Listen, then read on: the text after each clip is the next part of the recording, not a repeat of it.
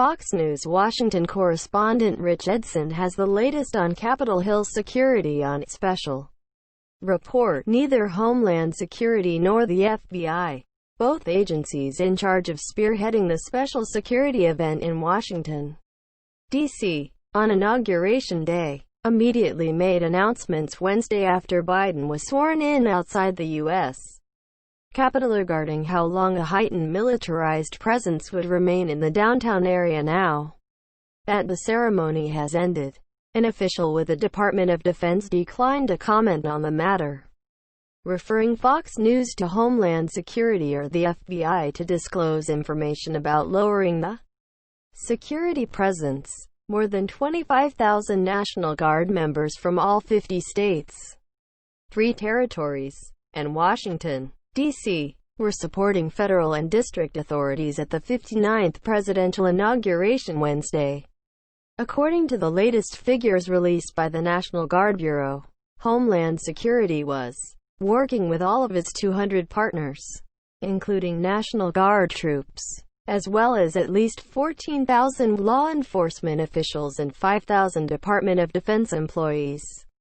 National Guards walk to the Capitol building as events get underway for President-elect Joe Biden's inauguration ceremony. Wednesday, Jan. 20, 2021, in Washington. AP photo, John Minchillo.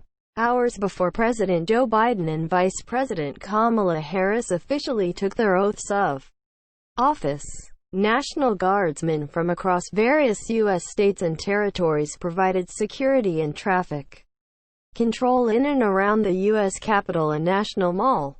The U.S. Secret Service said its agents were in full swing as the trimmed-down guest list, including members of Congress, as well as former presidents and First Ladies Barack and Michelle Obama, Bill and Hillary Clinton and George and Laura Bush, began arriving to attend the ceremony held outdoors at the west front of the U.S. Capitol.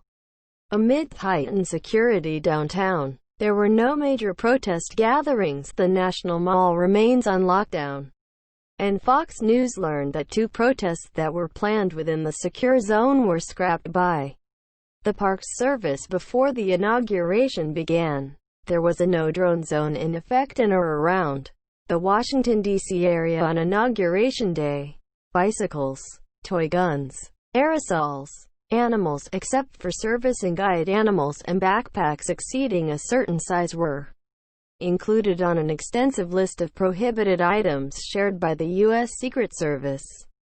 Biden, sworn in as the 46th President of the United States, delivered a speech during the event downsized due to the pandemic before the ceremony ended. He, accompanied by his wife Jill Biden, headed inside to be presented gifts by congressional leadership. Biden, Harris and each of their respective spouses stood outside on the steps to formally inspect the troops parading by them. There is no time to waste when it comes to tackling the crises we face, Biden wrote in his first tweet after officially taking office. That's why today, I'm heading to the Oval Office to get right to work delivering bold action and immediate relief for American families. The new administration then headed to Arlington National Ceremony for another ceremony. Instead of a traditional inaugural parade, Joe and Jill Biden eventually will arrive at the White House with a presidential escort consisting of representatives from every branch of the military. A small parade will still take place in the District of Columbia, though the new president will not be there in person. And a Howard University band was seen gearing up in the street with law enforcement monitoring.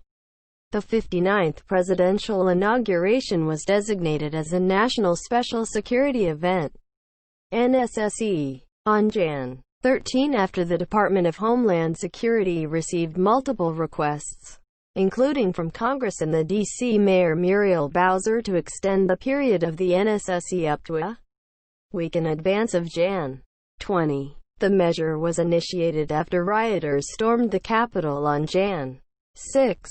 Homeland Security Acting Secretary Peter Gaynor said the designation for that period of time allows the full resources of the federal government to be brought to bear in the development of event security and incident management plans to ensure the safety of all participants. His statement did not say how long after Jan. 20 the event would be set in place.